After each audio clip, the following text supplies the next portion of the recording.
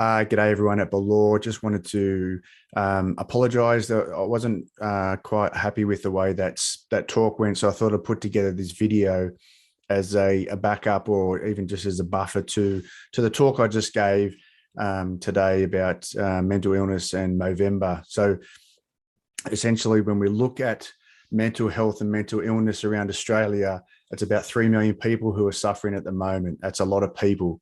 1 in 6 females and 1 in 8 males will experience some form of depression in their lifetime. And when we talk about anxiety, those numbers go up. That's 1 in 3 females and 1 in 5 males will experience anxiety. Both are really horrendous illnesses and quite different in the way they present.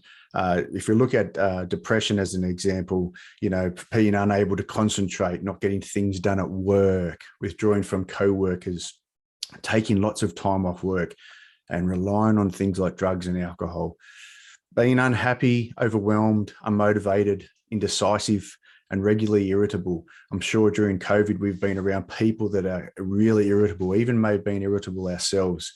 I know it's been a really challenging time for me running my own business, where I've had periods of 5 or 6 months without stock. So trying to keep a cap on that and keep abreast of that has been really challenging. So don't be put off by the fact that what's happened with COVID and how everyone has been. It's been a really challenging time. There's no right or wrong ways to how we experience this, or even how we are meant to behave or how we're to deal with it. It's been really difficult for everyone. The best thing, or the thing I like to say to people, is if you are struggling, please go see a GP. See a GP, get that help, and you'll be on the path to recovery as soon as you can. It's one of the hardest things you'll do, but one of the most rewarding things that will change your life. People struggle and will suffer for over 10, 15, 20, 30 years without doing anything. So I implore people, if they are struggling, to put their hand up and seek the help that they need. Depression is a really horrible, nasty illness that can control and dominate your life. I'm not sure if anyone follows any sporting teams like me. I follow the Parramatta Eels. That's not quite depression, although there are plenty of times when we think, holy hell, this is a horrible thing to do, is following the Eels. It's all right to support your team and watch them go through the ups and downs of winning and losing, but it's not quite how depression works. Depression is a really nasty illness and needs to be taken seriously by yourselves, seriously by people around you. It doesn't just come and go like having the flu or anything like that. It's a really nasty illness and can dominate your life. And the best thing you can do is start to seek that help as early as you can.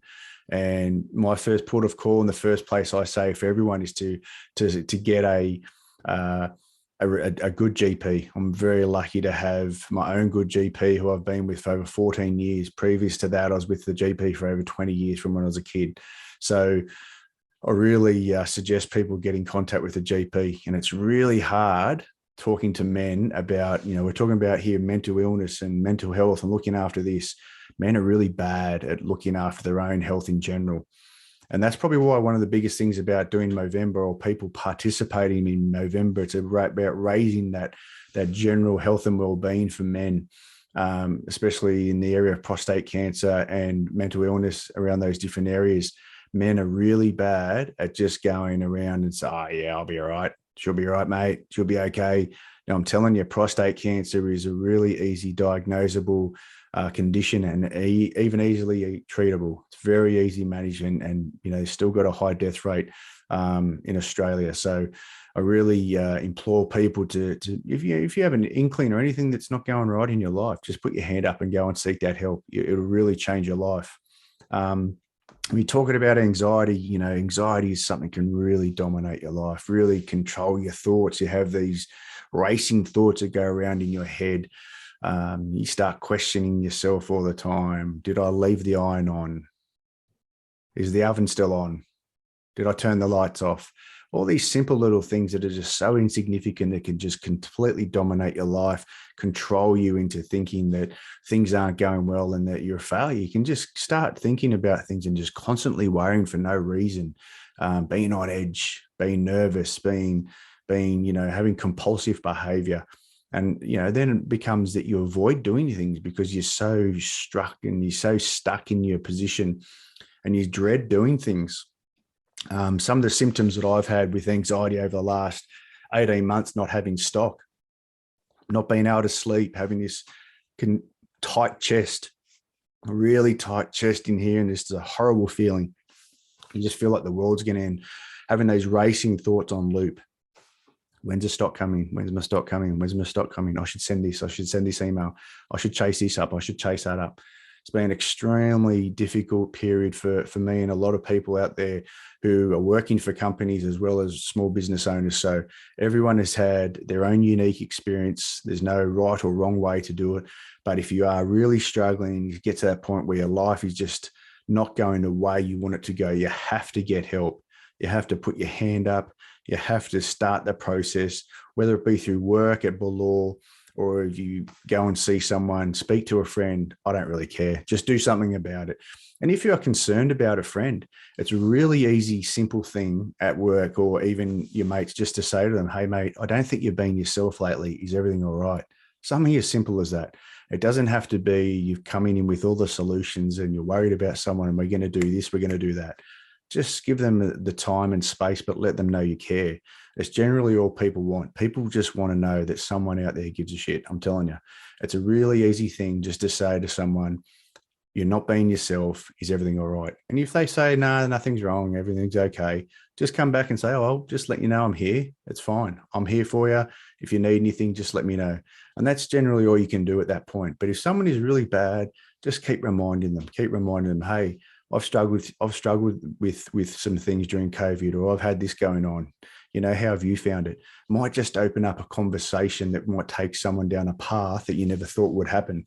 But if you are generally really concerned about someone, someone may be going through suicidal ideation or having really bad thoughts of that, please just, all you have to do at that point is call O. That's the best thing you can do if someone is really at that point, and let them know, say, what is it going to have to take for me to get you help? What is it going to take? You know, some people might start to really understand or not even understand that they're at that point. But if you start to give them sort of scenarios and say, hey, what are we going to do? What are we waiting for to happen here? Especially people if they're consuming lots of alcohol and participating in risk behaviors, etc.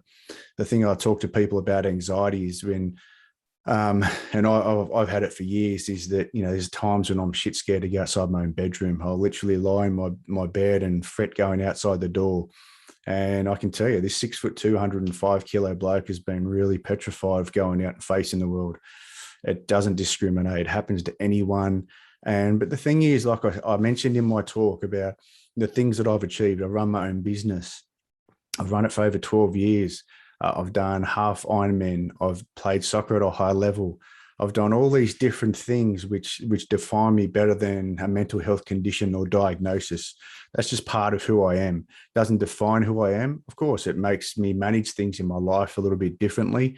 But at that point of me, it doesn't define who I am. And I don't let it define me. I take the parts seriously when I have to, and the things that I can laugh and joke about, I will. And those are the important things to focus on. It doesn't define you, but when things aren't going well, I'll certainly go and see my GP. I'm very lucky to have a support network around me.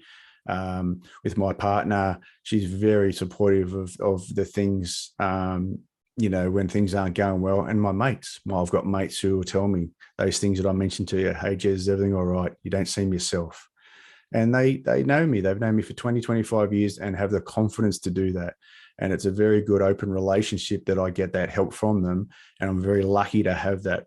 So that's the other thing I'll say to people. You've got your GP, build a network of people around you that you can trust. When I speak to kids, I talk to them about the sporting people because it's easy for them to relate to, but so can adults. You look at some of the top sporting people around the world who are in individual sports like golf, golf, motor race car driving, boxing, all these individual type sports where it's all about you. Tennis, look at the tennis pros. And I talk to someone and say Ash Barty is the best example that we've got at the moment. Whenever she speaks, and you guys should listen to this and really observe it, all she ever mentions is my team, us, we. She never says me. She never says I. She always discusses things as part of a big group or big team. And to me, that's really important. It shows how she knows that she can't do her best without having that supportive structures around it. And it's the same as all of us. You know, if a professional athlete, the best in the world, is talking about the importance of a team and supportive network, why shouldn't we? It's something we should be focused on every day. And you should be able to rely on people and ask them questions and ask them to help you. And, you know, you should as much as be able to offer people help and reach out to someone and say, I don't think you yourself. Is everything all right? Can I help with anything? To me, that's the fundamentals of a society and culture that we need to be. And you can tell from this period of COVID, the disconnection that we've had. We are a connected being. We need that connections. We need to be talking to people. And I just hope that people can understand the importance of not hiding. I understand with shift working as well. It's a very, very difficult job, very difficult lifestyle to maintain. Highly susceptible to mental illness, poor diets, eating, weight gain, etc. Again, try and put things into place that you know, you can make the best of those situations.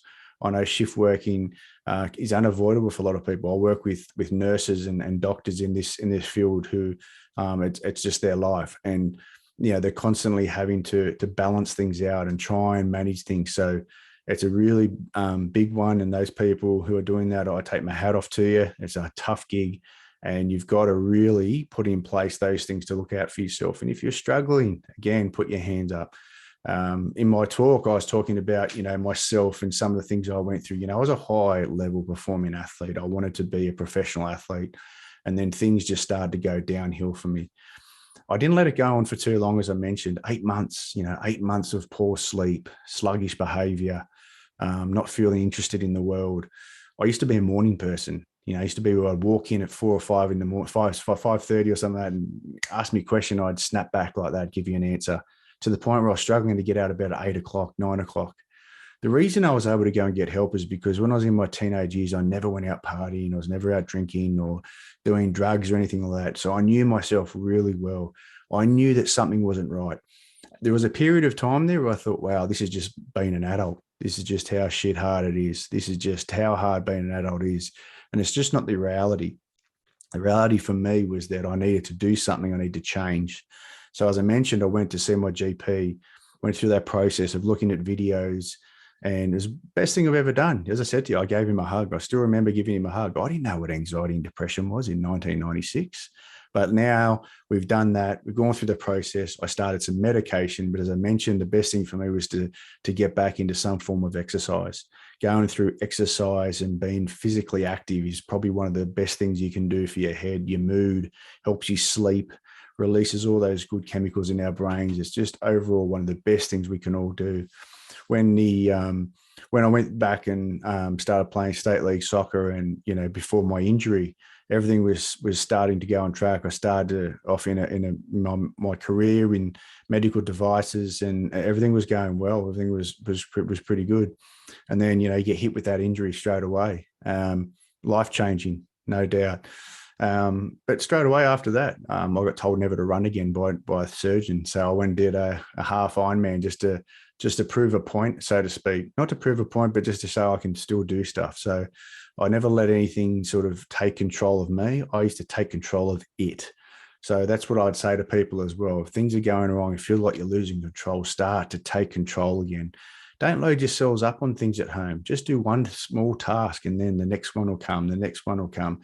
They're always going to be there. There's always going to be stuff to do, but don't bog your head down by going, I've got too much to do, because then you end up doing nothing. And that's when the problems can occur in our lives, and we can just become bogged down, and we can really load ourselves up and be overwhelming and mentally challenging. So when I got to that position at 30 and I started my own business, I was in a really good, space then, but I had the chronic pain. So I had chronic pain when I started my business, and it was just something I had to do. It's been a horrendous, really tough challenge for me running my own business, but also, you know, rewarding. I've learned so much about myself over the last 10 or 12 years. I've been able to do and achieve things that, you know, I've always wanted to do. It was like something I had to do. It's not for the faint-hearted. It definitely comes with some significant challenges. As I said, over the past 18 months, I've had two separate periods of not having stock come for 6 months. and that is extremely draining. But look, I flipped that around. I flipped that time around. I could be wishing time away, but instead what I did was I reconnected with an instrument which I loved when I was younger.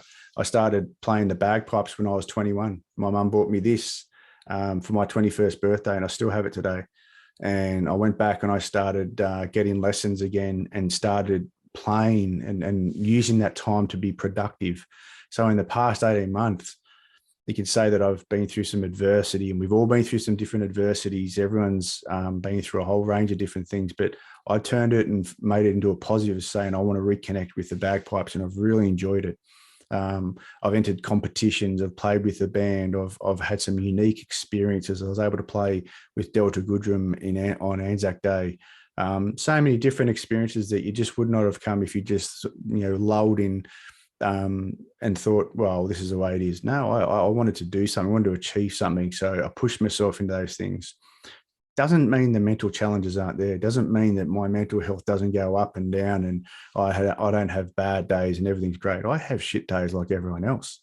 These people out there that say things like, find a passion, find something you love, you'll have a bad day in your life. They're just completely wrong. You can find the most enjoyable thing in your world and doesn't mean that everything's going to be great every day. Otherwise, why do we see sports stars struggling? Why do we see actors and all these people we think have got everything going for them? Why do we see them struggling? Because it affects everyone and doesn't discriminate. It can hit anyone at any time. Basically, I just want to make sure that people put their hands up, whether it be through your EAP system at work, or if you can go speak to someone, please just do it. Check out the Beyond Blue website. It's outstanding. It's got some really good information on there. It can also help you with kids stuff, young adults. There's a whole range of different things. Some things on suicide there. I mentioned that suicide is something I'm big as a male that I'd love to be able to curtail and bring down. Check out 65,000 Reasons on Instagram. There's a whole range of different things on there that are really, really good resources everywhere. I wanted to do this video because I wasn't really happy with the way that went with the cutting out, etc. So I hope this gives a bit of better information to you. If you have any questions, I'm happy to take them. Would love to come and meet you all in person and do a face-to-face. But essentially, just remember, it doesn't define who you are. You got to seek help early, and we got to look out for each other. Thanks a lot, guys.